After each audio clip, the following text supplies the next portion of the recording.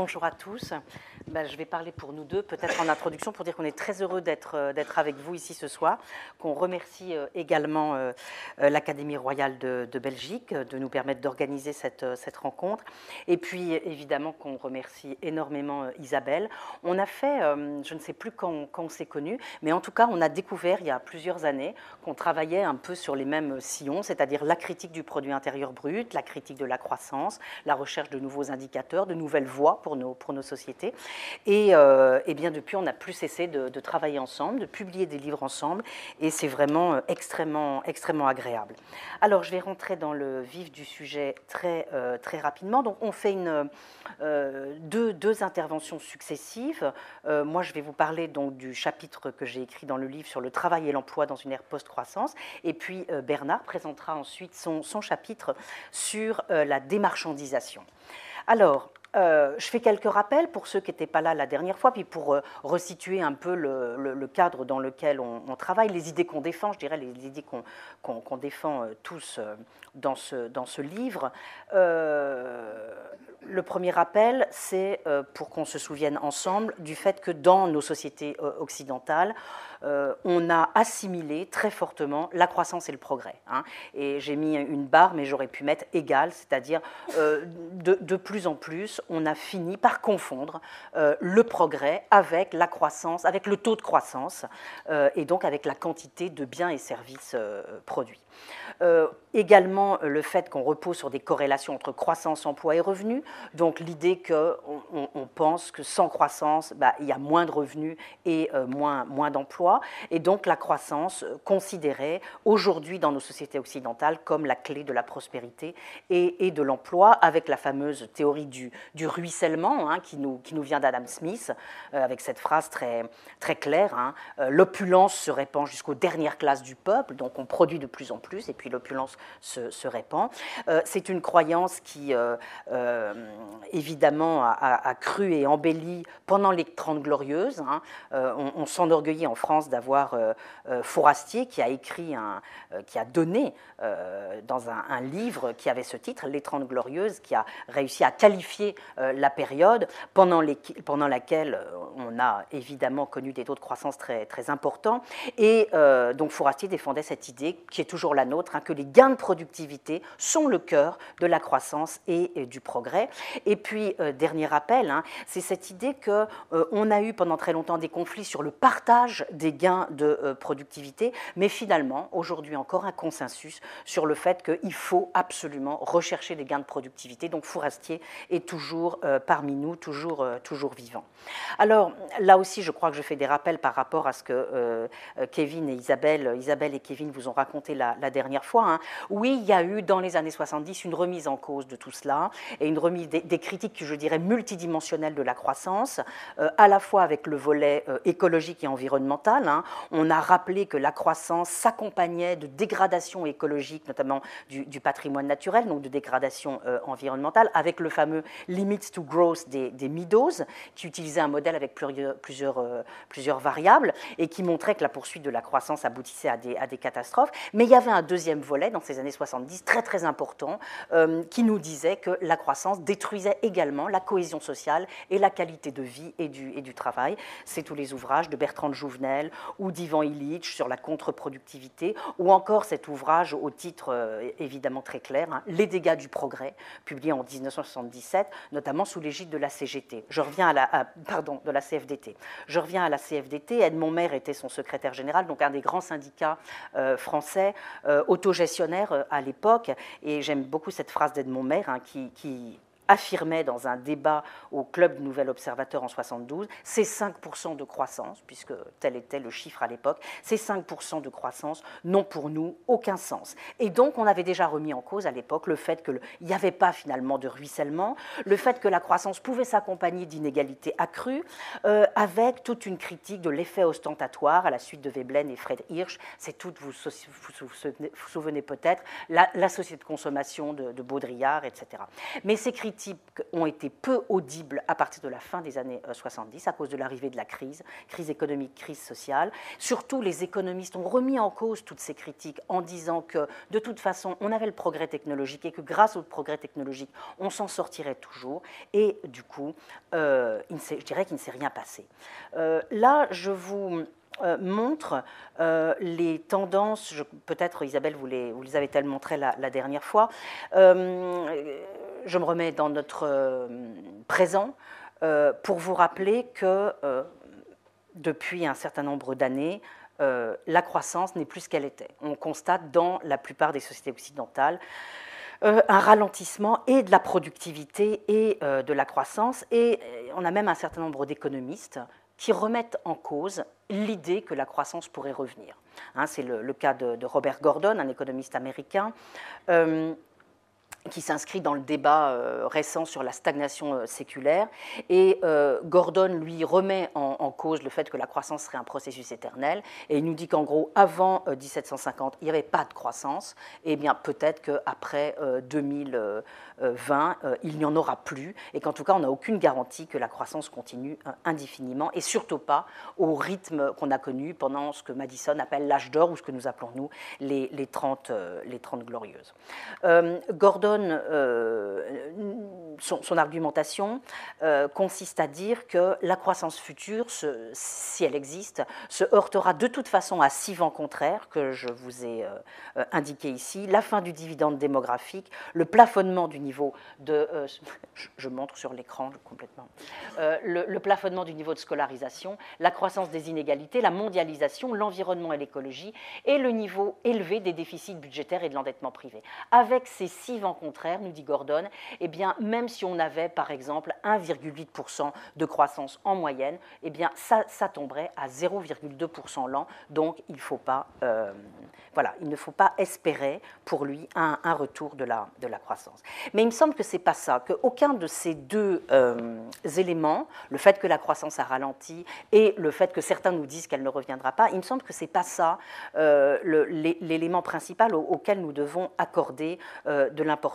Pour moi, ce à quoi nous devons accorder de l'importance, c'est au fait que nous sommes en train de comprendre ce qu'est la croissance et ce que cache en lui le taux de croissance. C'est-à-dire, nous sommes en train de comprendre que la croissance a apporté, certes, d'immenses bienfaits, personne ne le remet en cause, mais aussi, et en même temps, de nombreux maux. Et que ces mots, nous les avons mis un petit peu cachés sous le tapis, mais que malheureusement, ils sont en train de réapparaître, un peu comme un cadavre qui sortirait de sous le tapis, avec donc, dans cette prise de conscience, 2 articles essentiels dans la revue Nature de Röckström et Ali, et de Barnowski et Ali, et je cite notamment la phrase de Barnowski et les autres. C'est un ensemble de scientifiques issus de plusieurs disciplines qui nous disent ceci: les humains sont en train de forcer les transitions et désormais les humains dominent la Terre et la modifient selon des modalités qui menacent sa capacité à nous supporter, nous et les autres espèces. Vous connaissez aussi les rapports du GIEC, et un certain nombre de livres sont parus ces derniers temps. Je pense à un très beau livre écrit par plusieurs auteurs qui s'appelle « Une autre histoire des 30 glorieuses » et qui nous montre tout simplement le verso de la jolie histoire qu'on nous avait racontée sur les 30 glorieuses. Donc les 30 glorieuses comme moment merveilleux où on fait des progrès absolument considérables, eh bien, il y a un revers à ce progrès, c'est la destruction d'un certain nombre d'équilibres. Et puis, c'est l'apparition du terme d'anthropocène, avec l'idée que l'action humaine et sociale deviendra la première force géophysique. Et ça, je crois que vous en êtes bien persuadés depuis la présentation d'Isabelle et Kevin, mais donc, c'est l'idée que les dégâts sont rendus invisibles par construction de notre indicateur, taux de croissance du PIB et PIB, puisque, comme vous le savez, ce PIB, il compte positivement tous les flux pourvu qu'ils soient monétaires, son périmètre est conventionnel et donc il exclut des tas d'activités qui sont essentielles pour la reproduction de la société. Il n'est pas affecté par les inégalités de participation à la production ou d'accès à la consommation. Et puis surtout, la comptabilité nationale n'est pas une comptabilité patrimoniale, donc vous ne braquez pas le projecteur sur les patrimoines qui sont absolument essentiels à la reproduction des sociétés. Alors, vous savez aussi qu'il y a une réponse ces dernières années qui a été apportée à ces critiques, c'est la croissance verte. C'est l'idée qu'on pourrait découpler croissance du PIB et dégradation et avoir d'une certaine manière le beurre et l'argent du beurre. C'est-à-dire qu'on pourrait conserver la croissance comme objectif, mais que cette croissance, au lieu d'être brune, elle serait verte, et au lieu d'être sale, elle serait propre. Bon, on a quand même malheureusement de plus en plus de travaux qui nous montrent que si le découplage relatif existe bien, le découplage absolu, c'est-à-dire le fait en effet qu'on continue à avoir la croissance et les dégradations, eh bien ça n'existe pas. Et on a un certain nombre d'études qui nous disent que pour atteindre un découplage total, eh bien, il faudrait un bond radical en matière de progrès technologique, et que même avec la même intensité énergétique, certains travaux nous disent qu'il faudrait une diminution de 3,3% du PIB mondial par an pour atteindre les objectifs du GIEC. Autrement dit, impossible d'atteindre les objectifs du GIEC sans une diminution du taux de croissance. Alors, est-ce qu'on peut donc raisonner au-delà de la croissance? Est-ce qu'on peut cesser de passer par le détour de la croissance, rompre avec la recherche de la croissance à la fois comme fin, mais aussi comme moyen? Bref, est-ce qu'on peut abandonner la croissance comme objectif principal et se situer au-delà, par exemple, en décidant qu'on va poursuivre tout simplement, sans détour, la satisfaction des besoins de tous. Et il me semble que pour ça, il faut faire deux choses. On est obligé, si on veut le faire, de faire deux choses, de changer de paradigme et de représentation du monde, notamment du rapport entre humain et nature, et puis changer de langage, changer de grammaire. Là, la thèse, c'est que, j'ai marqué SCN, notre système de comptabilité nationale, qui est aujourd'hui un système universel, tous les pays utilisent le système de comptabilité nationale et, pour produire les mêmes agrégats, pour produire de la même façon le PIB, et donc le PIB et le taux de croissance du PIB sont devenus des standards universels. Eh bien, il me semble que cette comptabilité nationale, ce système de comptabilité nationale, on peut le comprendre comme un langage, comme une grammaire et même comme une épistémée. C'est-à-dire que ce sont des catégories à travers lesquelles nous lisons le monde, nous interprétons le monde, et donc c'est extrêmement puissant parce que ça guide nos actions et nos réflexions. Et donc, je pense qu'il faut à la fois changer de paradigme et de représentation du monde, et pour ça, changer d'outils, d'indicateurs, de systèmes de comptabilité, changer de grammaire pour changer de représentation. Donc c'est ma toute première proposition, changer de représentation du monde et de catégorie d'interprétation, passer d'un paradigme de l'exploitation à un paradigme du care. Et je suis très intéressée par le lien qui existe entre celui qu'on considère un peu comme le père de l'écologie, Aldo Leopold, dans son almanach d'un comté des sables, qu'il écrit en 1947, qui propose une éthique de la Terre, c'est-à-dire qu'au lieu d'avoir des règles qui régissent les comportements entre humains, on va maintenant avoir, propose-t-il, des règles qui proposent le comportement des humains vis-à-vis de la Terre, donc une extension considérable de l'éthique. Et il y a un lien très fort entre ce que propose Aldo Leopold et ce que propose le pape dans sa dernière encyclique, puisque le pape aussi dit qu'on doit abandonner le paradigme de l'exploitation pour un paradigme du prendre soin du monde. Même réflexion chez Hans Jonas dans le principe responsabilité.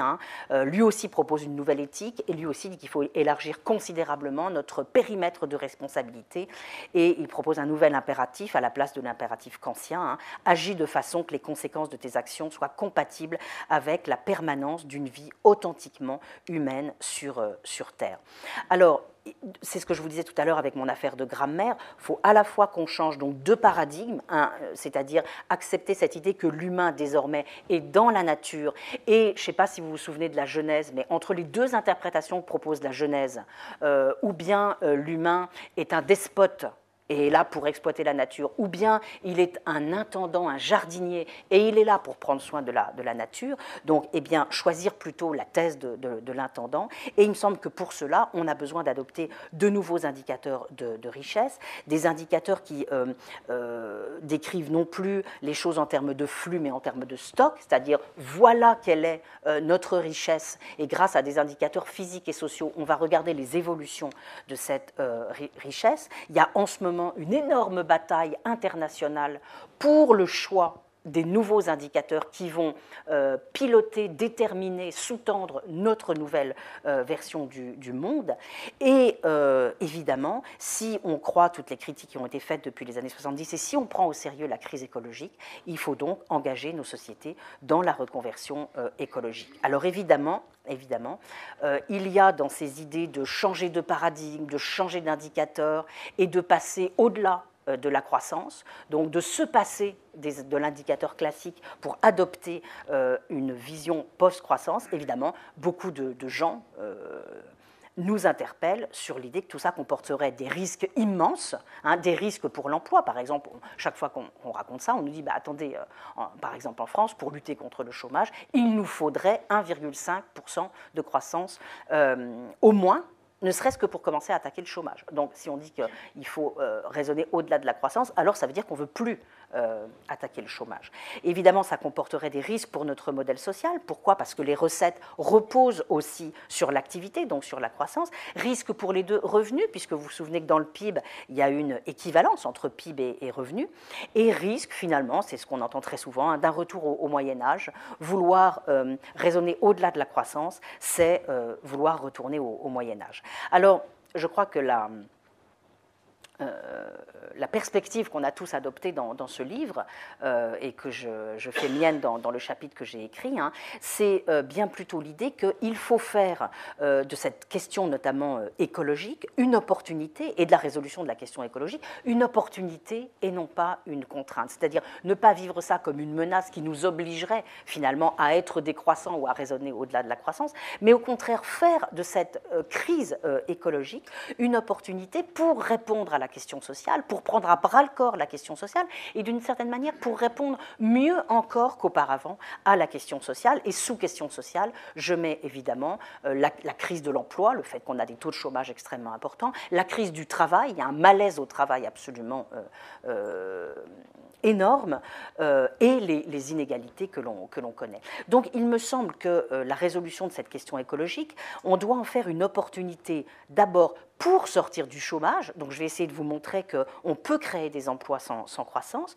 qu'on peut en faire une opportunité pour sortir de la perte de sens du travail, du malaise au travail, et donc que finalement, raisonner au-delà de la croissance, et essayer de satisfaire les besoins sociaux et mettre la résolution de la question écologique comme véritable priorité, la prendre au sérieux, c'est une occasion formidable de renouer avec le plein emploi et avec la désintensification du travail. Pourquoi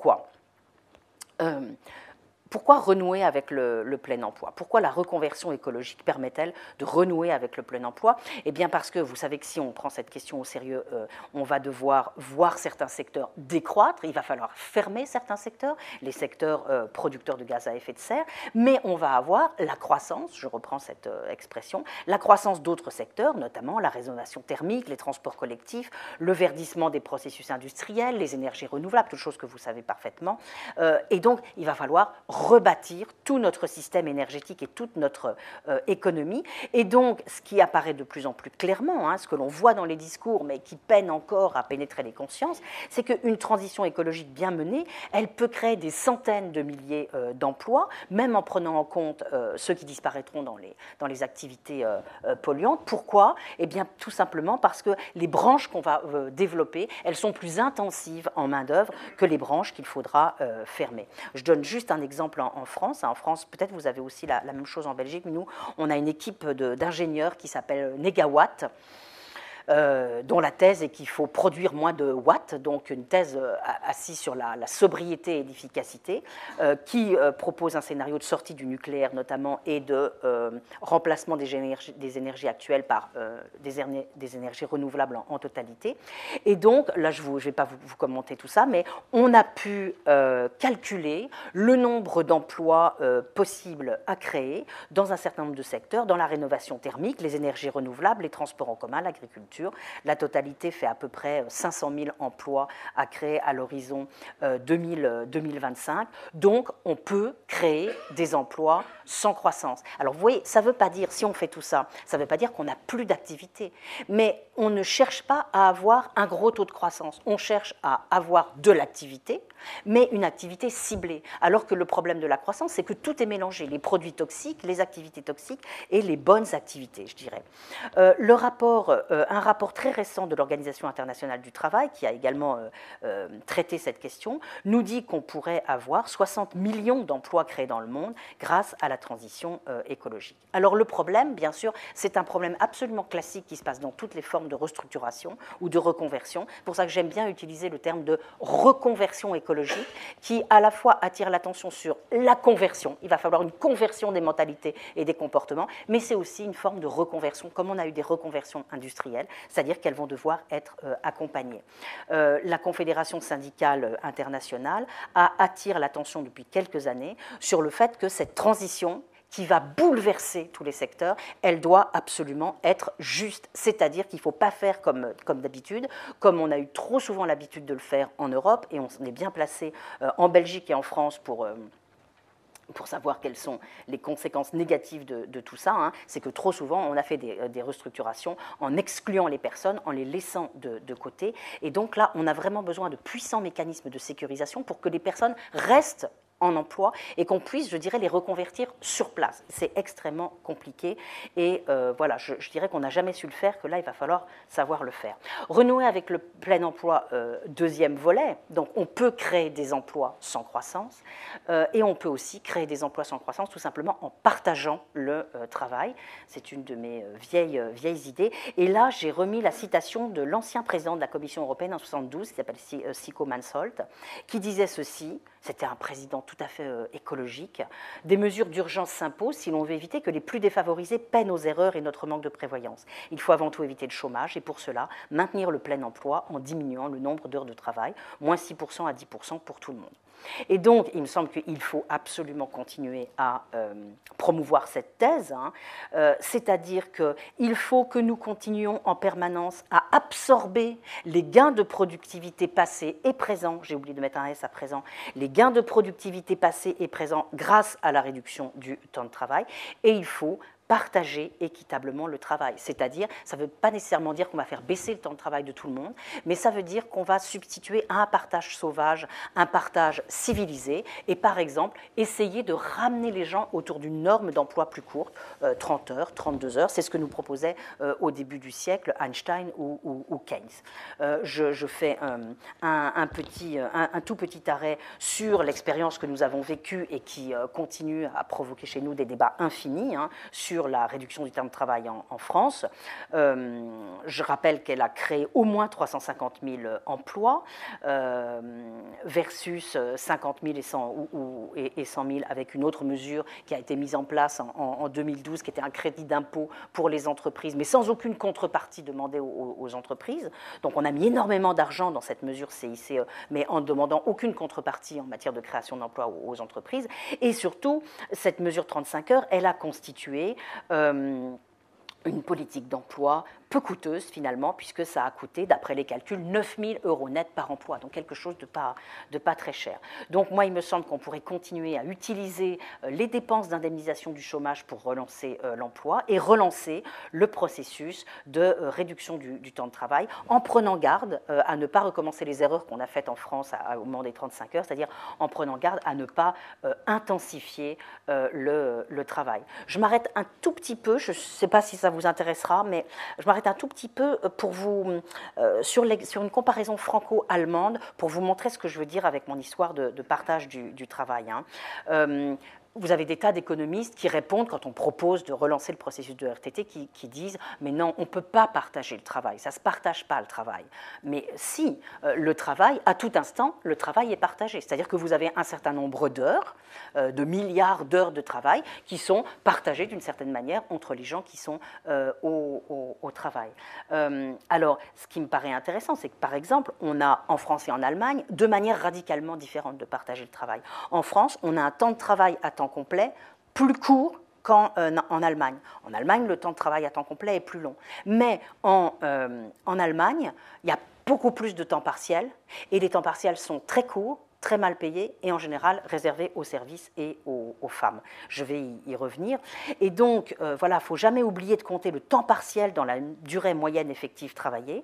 Et je voulais rappeler que Français et Belges travaillent plus que beaucoup d'autres Européens et qu'il ne faut jamais aussi oublier la productivité. Voilà, là je vous ai mis, pour faire taire les méchants qui disent qu'on est paresseux en France ou en Belgique, pour vous montrer qu'il y a des tas de pays qui travaillent moins que nous, hein. Si on prend bien soin de prendre en compte, de compter les temps partiels. Parce que souvent, on compare que les temps complets. On dit, regardez, les Français sont paresseux. Mais non, il ne faut jamais oublier les temps partiels, parce que oublier les temps partiels, c'est oublier les femmes. Donc, il ne faut jamais oublier les temps partiels. Et si vous prenez bien en considération temps complet plus temps partiel, eh bien, voilà ce que ça donne. Vous avez les Pays-Bas, le Danemark, l'Allemagne, la Suède, le Royaume-Uni et l'Italie qui travaillent moins en durée hebdomadaire que la Belgique et la France. C'est les statistiques de l'OCDE, vous les trouvez très, très facilement. Donc, comme je vous le disais, en France, nos lois de réduction du temps de travail ont entraîné une diminution de la durée du travail à temps complet.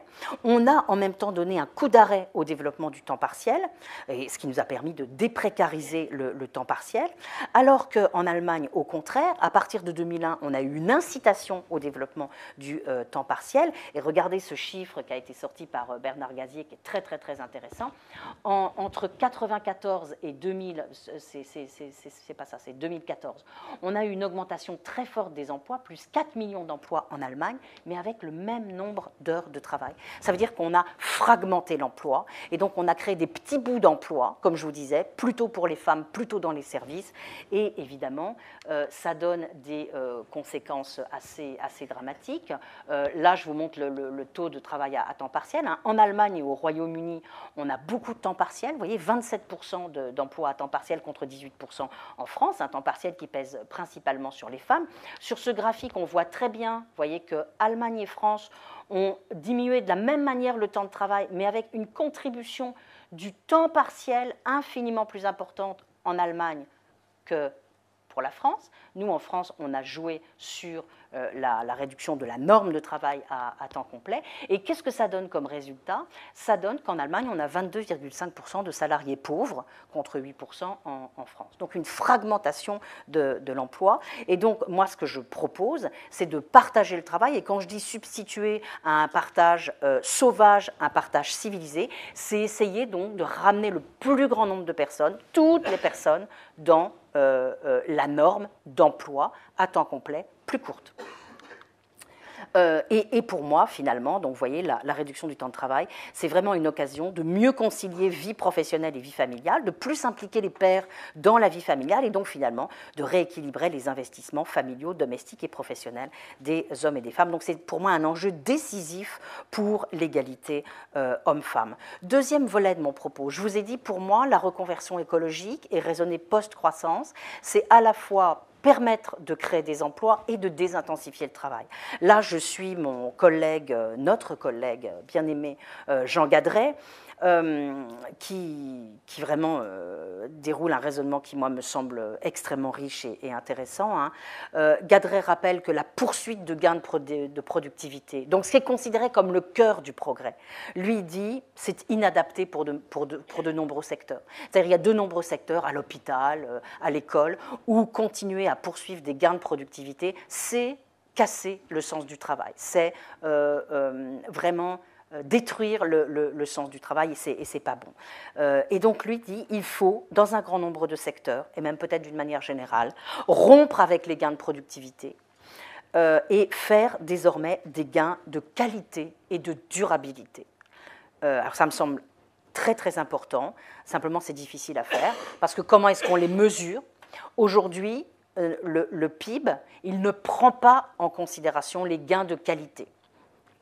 C'est très technique, il y a des controverses là-dessus, mais le PIB ne nous permet pas de prendre en compte les gains de qualité. Donc, comment est-ce qu'on va les mesurer? Quels nouveaux outils on va mettre en place pour mesurer ces gains de durabilité et de qualité?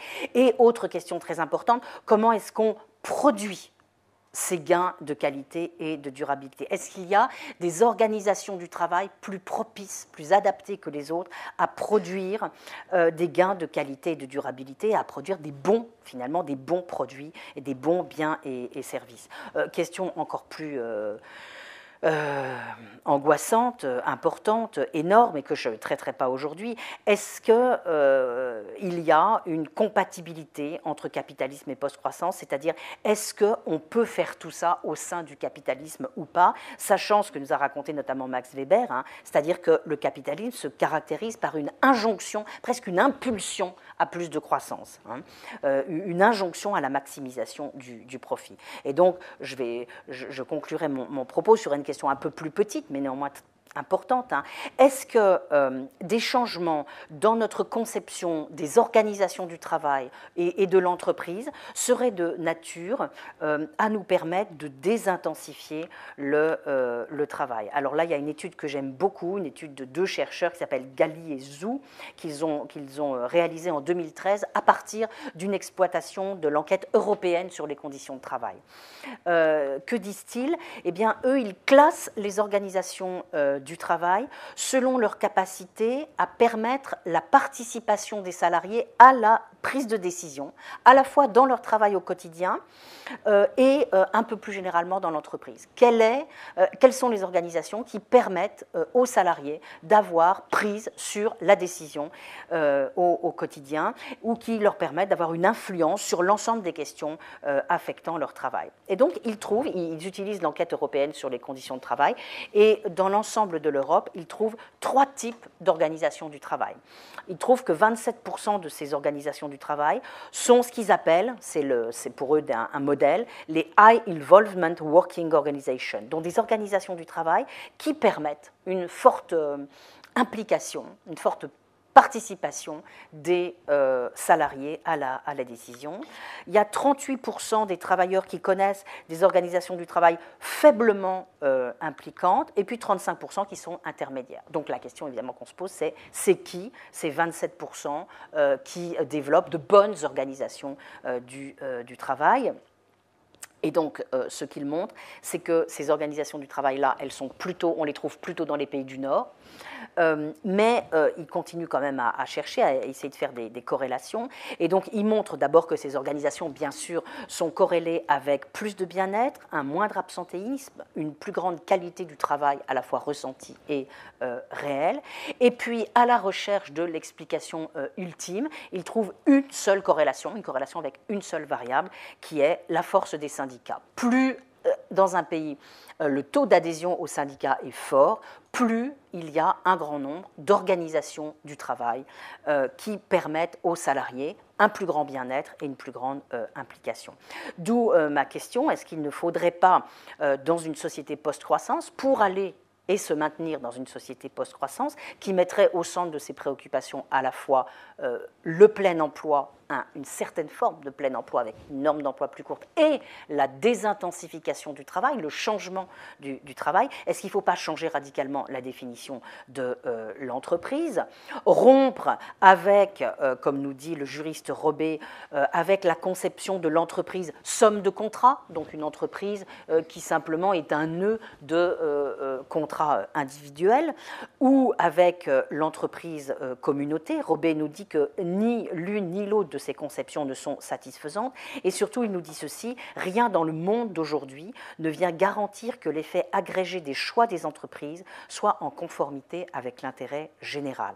Il nous rappelle aussi que l'entreprise n'est pas la propriété des actionnaires, et tout ça se converge tout à fait avec les travaux de notre collègue Isabelle Ferreras, qui a écrit de nombreux textes sur le bicaméralisme économique. Elle propose, je ne sais pas si vous connaissez ses travaux, elle propose une nouvelle sorte d'entreprise dans laquelle il y aurait une chambre du travail et une chambre du capital qui éliraient à elles deux le directoire de l'entreprise. Et puis nous avons en ce moment en France aussi beaucoup de travaux de juristes, d'économistes, de philosophes, de toutes sortes de disciplines qui nous proposent de refonder l'entreprise, de définanciariser l'entreprise, et donc de changer radicalement la définition de l'entreprise. Et c'est là-dessus que je termine mon intervention, que je résumerai donc de la manière suivante.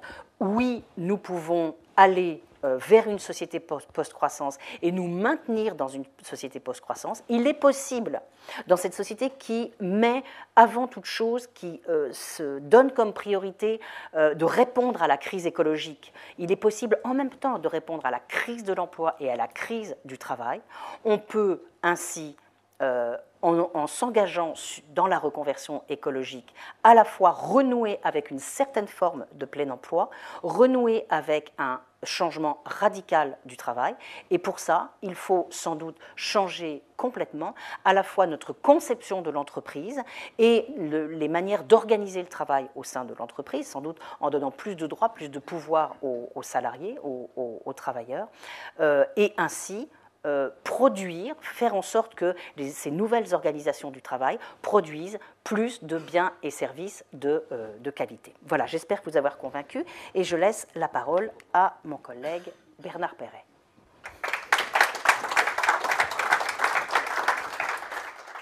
Bonsoir.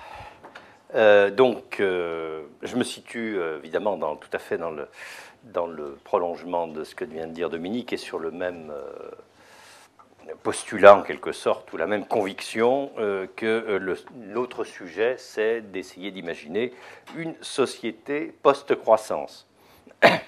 Alors je vais le faire en essayant d'être complémentaire avec ce qu'a dit Dominique, mais c'est pas toujours facile d'être complémentaire parce qu'on n'emploie pas forcément les mêmes concepts.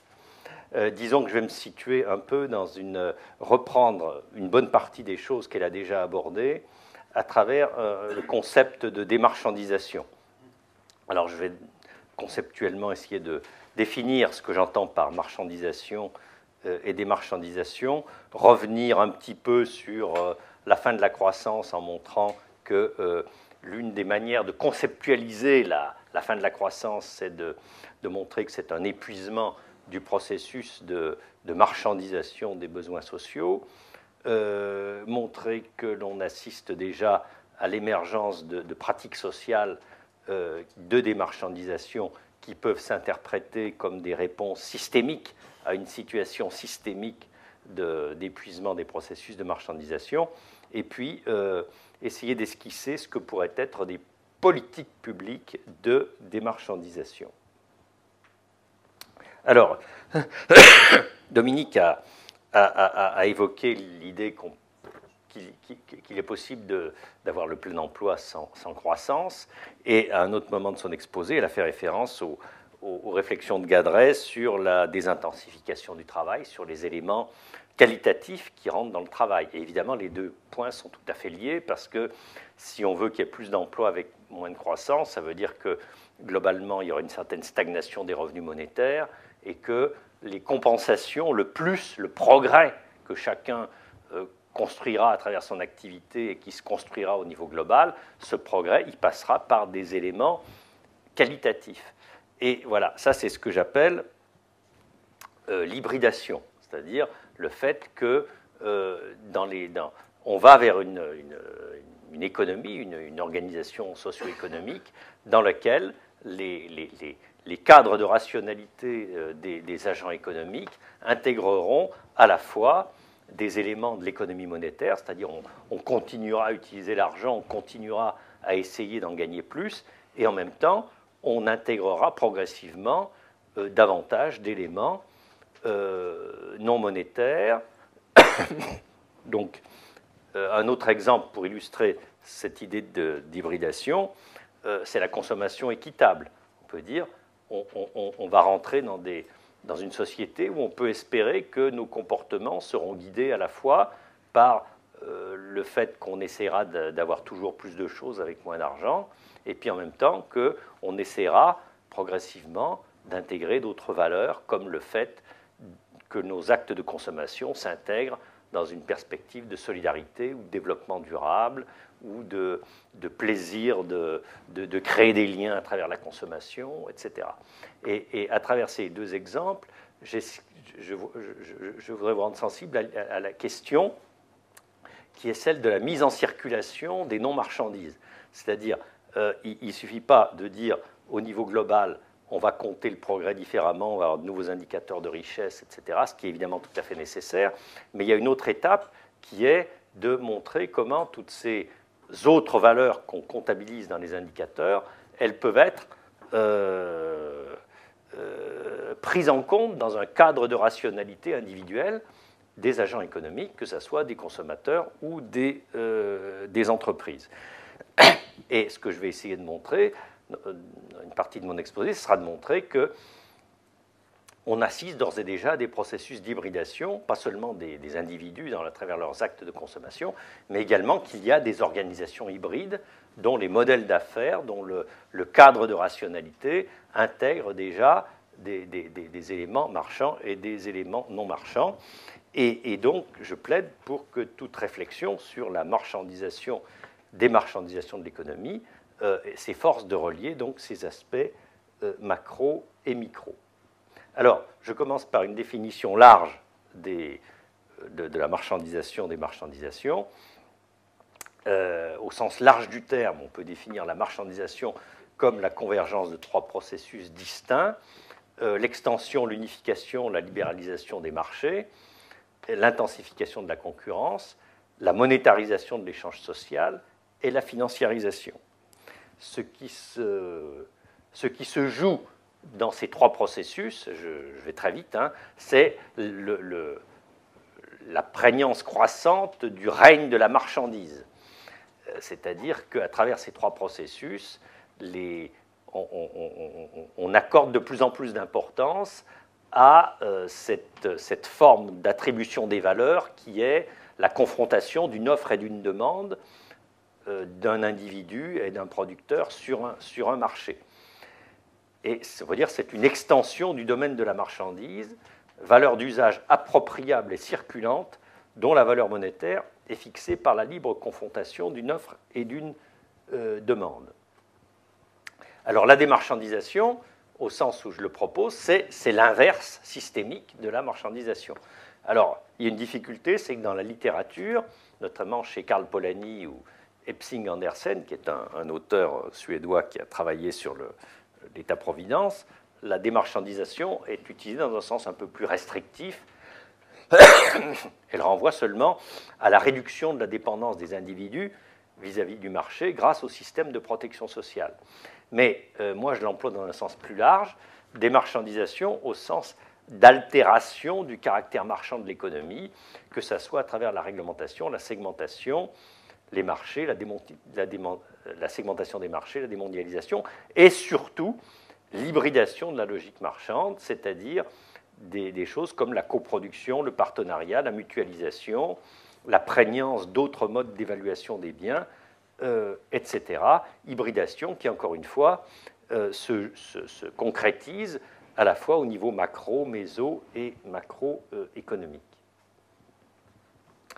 Alors, ces nouvelles formes de démarchandisation, hybridation, sur lesquelles je voudrais attirer l'attention, c'est d'une part la démonétarisation, la gratuité, la mutualisation, le troc, dont on voit le développement sur Internet, à travers tous les systèmes d'échange, d'économie collaborative, d'échange de contenu, de musique sur Internet, etc.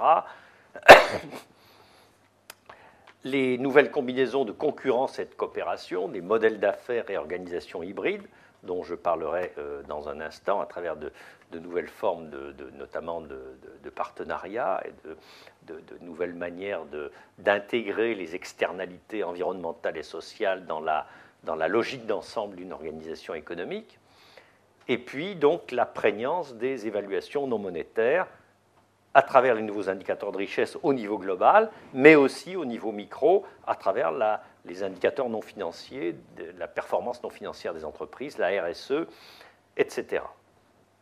Et ces phénomènes reflètent, à mon avis, un déport de la demande sociale vers des valeurs d'usage non monétarisables et donc concrétisent des formes de mise en circulation des non-marchandises.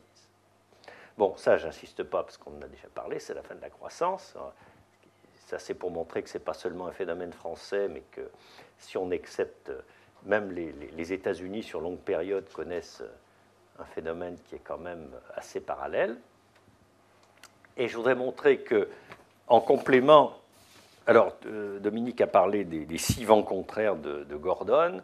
Alors moi, je propose une autre interprétation qui est complémentaire et qui est peut-être plus systémique en quelque sorte, c'est de dire qu'en réalité, parce qu'une des questions, c'est pourquoi est-ce que le progrès technique ne crée pas de croissance alors qu'on continue à avoir du progrès technique, il y a du progrès médical, il y a du progrès dans les nouvelles technologies. Enfin, l'idée que le progrès technique se soit ralenti ne me semble pas très crédible. En revanche, ce qui me paraît évident, c'est que ce progrès technique se traduit de plus en plus par la création de non-marchandises.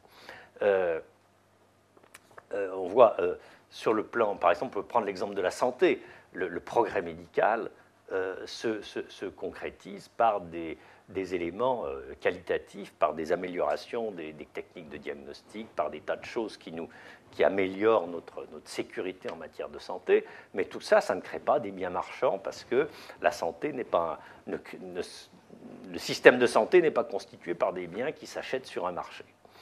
Le deuxième exemple, c'est les échanges non monétaires grâce à Internet et aux technologies éotiques, technologies de l'information et de la communication. Si on dit aujourd'hui aux gens que Internet détruit la croissance, on va vous prendre pour un fou, mais pourtant c'est la réalité. Moi j'ai fait une mission dans le cadre du ministère de l'écologie sur la presse et parce que les entreprises de presse doivent payer des éco-contributions pour le recyclage du papier, enfin bref, je vous passe les détails. Toujours est-il que c'est assez impressionnant de voir aujourd'hui la crise des industries culturelles, et notamment des journaux, sous l'effet direct des nouvelles technologies. Et le constat général des entreprises de presse, c'est que, contrairement à ce qu'on a dans un discours un peu, une vulgarisation de journalistes économiques le soir à la télévision, les grandes réussites de Google, de toutes les success stories des nouvelles technologies, ne remplacent absolument pas le manque à gagner du déclin de la presse, des pertes d'emplois dans la presse, etc. C'est-à-dire qu'en réalité, on a bel et bien un phénomène de démarchandisation sous l'effet de l'innovation technique. C'est là où, à mon avis, le raisonnement sur tout ce que je lis sur les économistes, sur est-ce que le progrès technique ralentit ou pas, machin, ça me paraît vraiment assez faible par rapport à le type d'analyse qu'on peut avoir, parce que je crois que la réalité, c'est qu'il faut se demander quel type de bien est créé par le progrès technique, et on voit que le progrès technique crée aujourd'hui des non-marchandises. Et l'exemple typique, c'est le développement des échanges gratuits.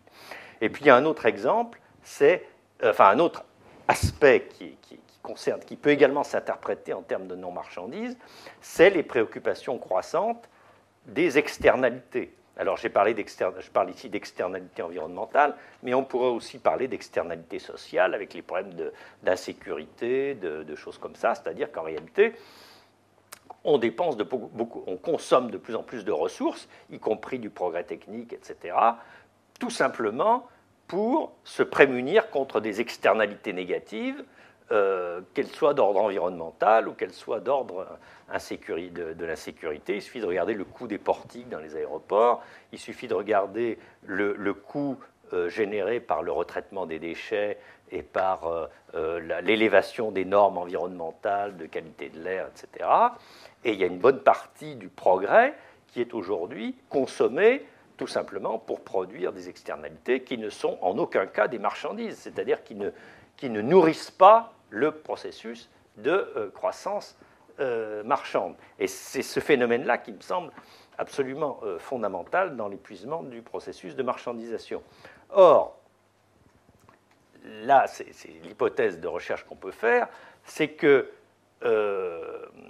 face à cette situation, on a déjà des réponses dans la société qui donnent l'idée de ce vers quoi on va, c'est-à-dire que le développement des pays anciennement industrialisés se trouve dans les marges de l'économie de marché, dans des formes d'hybridation entre la logique marchande et d'autres logiques sociales. Et je vais montrer maintenant rapidement, évoquer plutôt un certain nombre d'initiatives et d'innovations qui peuvent s'interpréter dans cette perspective. Donc des modèles d'affaires, des organisations hybrides, qui sont des activités marchandes qui mobilisent des ressources sociales par exemple du capital social, c'est-à-dire les réseaux, la confiance, les normes et les institutions, toutes ces ressources, ces richesses qui sont constituées par la qualité de la vie sociale et toute l'expérience accumulée dans une société. Et on voit qu'il y a de plus en plus d'activités marchandes qui s'appuient, qui consomment, qui internalisent en quelque sorte ces ressources, dont l'efficacité et la viabilité reposent sur des formes étendues de coopération, de coproduction et on pourrait dire aussi de mutualisation de certaines ressources, et dont les résultats sont évalués à l'aune de critères non exclusivement marchands. C'est-à-dire qu'on a une hybridation, à la fois en tant que facteur de production et une hybridation de ce qui est produit. Alors, maintenant, les principaux exemples. Ah, merci, ça dit. Je m'excuse, mais... Les principaux exemples, enfin, quelques exemples, l'économie sociale et solidaire, les pratiques d'économie circulaire, l'économie de la fonctionnalité et donc l'économie collaborative. L'économie sociale et solidaire, bon, vous savez tous ce que c'est, hein, ce sont ces organisations, ces entreprises sociales ou ces associations qui contribuent à l'intégration sociale des personnes en difficulté ou qui reposent sur la mobilisation d'un tissu associatif pour produire des biens de l'utilité sociale tout en s'intégrant plus ou moins dans des règles d'une économie de marché. Et donc, c'est typiquement un processus, une logique d'hybridation où on mobilise du capital social sous forme de mobilisation d'un certain nombre de réseaux bénévoles, etc., voire de ressources publiques également, et où ce qui est produit, on produit, l'économie solidaire produit des biens, des services sociaux, par exemple, mais aussi parfois des biens de nature industrielle, mais en même temps, elle produit des externalités sociales sous forme d'insertion des personnes en difficulté, de renforcement du lien social, etc. Et évidemment, l'économie sociale et solidaire, elle se caractérise par son fonctionnement coopératif, à la fois coopératif à l'intérieur de l'organisation, mais ce qui est très nouveau par rapport à l'économie de marché, c'est que les liens de coopération et de coproduction s'étendent en dehors même du champ de l'entité économique dans les rapports marchands eux-mêmes. Alors l'économie circulaire, donc au sens réduit, c'est l'optimisation des cycles de matière et de l'énergie, tous les efforts qui sont faits pour réduire les consommations, recycler les matériaux, allonger la durée de vie des biens, l'écologie industrielle, c'est-à-dire des formes de mise en commun de certaines ressources par des entreprises industrielles sur un même site. Et au sens large, c'est l'optimisation de l'usage social des biens à travers le réemploi, la réutilisation, la réparation, la mutualisation, avec un enjeu central qui est l'éco-conception des produits. Alors, j'ai consacré à cette question-là 2 rapports à la fin de ma carrière au ministère de l'écologie, et ce qui est très frappant, c'est que le développement de ces pratiques se génère spontanément des nouvelles formes de coopération entre les entreprises. Par exemple, les entreprises sont obligées de s'entendre pour financer ensemble des processus de recyclage, pour définir des normes communes pour la qualité des produits qui seront réutilisés, recyclés, etc. Et il y a aussi des processus de fixation des prix, c'est-à-dire on revient à des processus administratifs de fixation du prix pour le papier recyclé, etc. Et donc on peut interpréter ça en quelque sorte de la manière suivante en disant on n'est plus tout à fait dans l'économie de marché parce que ce qui devient déterminant dans la rationalité des acteurs économiques, c'est de gérer des ressources et de tirer le maximum d'utilité sociale de ces ressources pour gérer collectivement la réduction des impacts environnementaux. Et donc, on est là dans un processus qui, même si les acteurs n'en ont pas forcément conscience, donne l'idée, en quelque sorte, d'une certaine sortie d'une logique purement marchande. Alors, l'économie de la fonctionnalité va encore plus loin, puisque là, il s'agit d'aller de manière plus ambitieuse dans l'optimisation de l'usage social des biens matériels. Donc, c'est l'utilisation des biens matériels comme support de service. Ce qui est le plus connu, c'est la mutualisation des vélos et des voitures. Mais, par exemple, Xerox a développé un service, un business de mise à disposition, enfin de location d'équipements, d'imprimantes et de photocopieuses dans les entreprises, avec un service d'accompagnement. Michelin loue des flottes de pneus qui est l'entretien, etc. Il y a tout un ensemble d'exemples. Alors, ce qui est intéressant, même si ça reste encore pas extrêmement développé, c'est le concept. Conceptuellement, c'est très intéressant parce qu'on a là vraiment des modèles d'affaires qui sont centrés sur l'usage optimal des ressources matérielles pour produire et des services et des réponses globales à un besoin, avec des relations symbiotiques entre prestataires, donneurs d'ordre et usagers. Un des éléments intéressants, notamment chez Xerox et Michelin, c'est l'aspect formation, c'est-à-dire que l'entreprise ne se contente pas de vendre un service au lieu de vendre un objet, mais elle forme les utilisateurs pour qu'ils consomment moins de papier, pour qu'ils fassent durer les équipements plus longtemps, etc. Donc on a une reconfiguration de la rationalité qui n'est plus la rationalité d'une entreprise marchande, mais qui devient la rationalité d'un système socio-économique intégrant donc des relations qui ne sont plus seulement des relations marchandes, avec toujours cette volonté de réduire les impacts environnementaux. Alors l'économie collaborative, ce sont des initiatives extrêmement foisonnantes, reposant sur des ressorts économiques et des motivations contrastées. Uber, Blablacar, Airbnb, Wikipédia, les Repair Café. Ce qui est décisif, c'est évidemment le rôle d'Internet comme pour faciliter la mise en relation d'offres et de demandes. Ce qui est tout à fait spécifique et qui raccroche cette économie collaborative à la démarchandisation, c'est la spécificité des échanges pair à pair qui se caractérisent par de la coproduction et par la mobilisation du capital social. C'est-à-dire que pour faire fonctionner ces systèmes, il faut que les consommateurs et les utilisateurs et les prestataires, en quelque sorte, rentrent dans un processus d'échange, de coproduction, avec des externalités sociales et environnementales, comme la réduction des émissions de gaz à effet de serre si on développe le covoiturage et si on améliore le taux de remplissage des voitures, et également des externalités sociales avec des créations de liens sociaux, la convivialité qui règne, etc. Bon, de manière plus ou moins réelle, mais en tout cas, conceptuellement, c'est bel et bien une possibilité tout à fait intéressante. Alors bien sûr, c'est ce monde de l'économie collaborative, il y a à boire et à manger, il y a des choses qui ressemblent davantage à de l'hypermarchandisation, mais en tout cas, il y a bien une dimension de coproduction.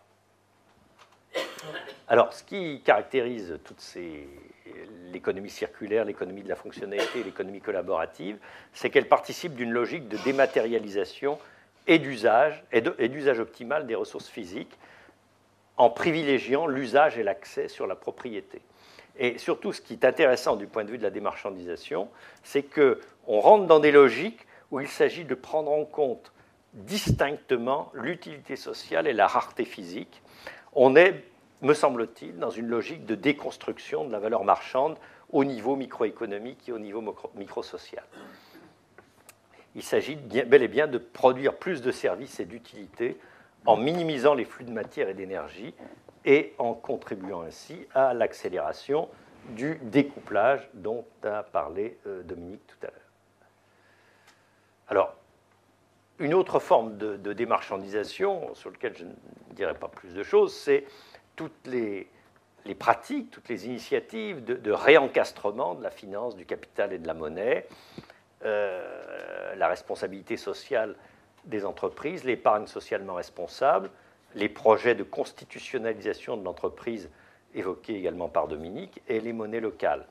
Je n'ai pas le temps de le faire, mais on pourrait montrer que dans chacun des cas, au fond, il s'agit d'introduire dans les instruments, dans les pratiques financières et des instruments financiers eux-mêmes, une prise en compte d'éléments non marchands, donc de faire en sorte que les acteurs, dans leur fonction de préférence, intègrent à la fois des éléments marchands et des éléments non marchands.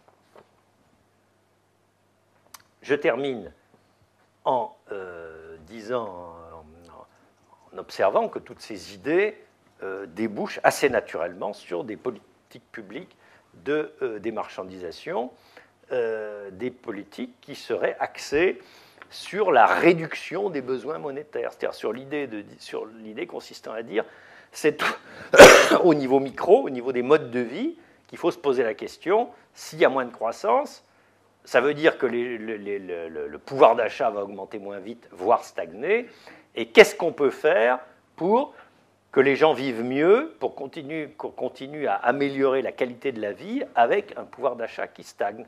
Et ça, c'est une question tellement bête que personne ne se la pose, même pas les candidats à l'élection présidentielle. Alors, il y a des réflexions. Alors, tout ça renvoie à des idées qui ont été évoquées au détour d'une politique sociale, etc., mais qui n'ont jamais été, conçues comme un système d'ensemble. Il y a des réflexions sur la tarification des biens et services essentiels, par exemple sur le fait de réduire les tarifs pour les petits consommateurs de façon à pénaliser, à avoir une interaction entre la sobriété du comportement et le tarif payé, ce qui est une façon de limiter les besoins monétaires des gens les plus pauvres. On peut penser aussi à une limitation de la publicité, je ne développe pas. Il y a tout le domaine, toute la question de l'allongement de la durée de vie des produits, la durée de garantie, la réparabilité, la standardisation des composants pour développer les activités de réparation. On pourrait aussi avoir des mesures fiscales pour rendre plus compétitives les activités de réparation. Encourager la mutualisation, les échanges entre pairs et l'autoproduction. Par exemple, on peut penser aux pratiques d'autoréhabilitation du logement, des jardins collectifs qui permettent de coproduire de la nourriture. Je pourrais évoquer aussi les circuits courts agricoles, etc. Toutes les mesures pour faciliter la vie sans voiture, un urbanisme qui permette d'avoir un regroupement plus important autour des services et des commerces, le développement des services collectifs en milieu rural, le développement du commerce ambulant, le téléachat avec livraison, toutes les mesures qui pourraient permettre, au fond, aux gens de vivre bien sans avoir une voiture. Et puis, d'autres choses plus larges qui pourraient faciliter un développement social découplé de la croissance marchande, aménager le temps de travail, mais dans une optique de manière ciblée pour faciliter la pluralisation des activités, c'est-à-dire la production non marchande, l'implication dans les associations sous forme d'activités bénévoles, etc. Favoriser les pré-retraites et les retraites actives, développer les nouveaux indicateurs de richesse, bon ça, Dominique en a parlé, alors, et leur utilisation comme critère d'évaluation des politiques publiques, parce qu'il ne suffit pas d'avoir de nouveaux indicateurs, il faut qu'ils soient effectivement utilisés pour évaluer les projets, les politiques, etc., les décisions publiques. Et, cerise sur le gâteau, ce qui est peut-être plus compliqué, mais qui est peut-être le plus révolutionnaire, si on admet qu'on a une croissance faible, évidemment, ça va réduire les recettes fiscales. Donc, toute la question du développement des services collectifs se pose. Et là, il faut avancer dans cette voie qui est tout à fait révolutionnaire, c'est l'idée de service public collaboratif, c'est-à-dire l'idée que les biens communs eh bien, soit produit en collaboration avec des salariés du secteur public et puis des gens comme tout le monde, l'homme de la rue, qui pourraient être davantage impliqués en tant que coproducteurs des biens collectifs. Alors, il se trouve que cette question-là, elle émerge sur un sujet qui n'est pas forcément le plus sympathique, c'est la question de la sécurité, où on parle de plus en plus de milices, de réserves citoyennes, etc. Et ça va certainement se faire si on continue à être confronté à des problèmes d'insécurité. Mais on pourrait penser à l'éducation, à l'environnement, à énormément d'autres sujets sur lesquels on pourrait raisonner en ces termes. Merci.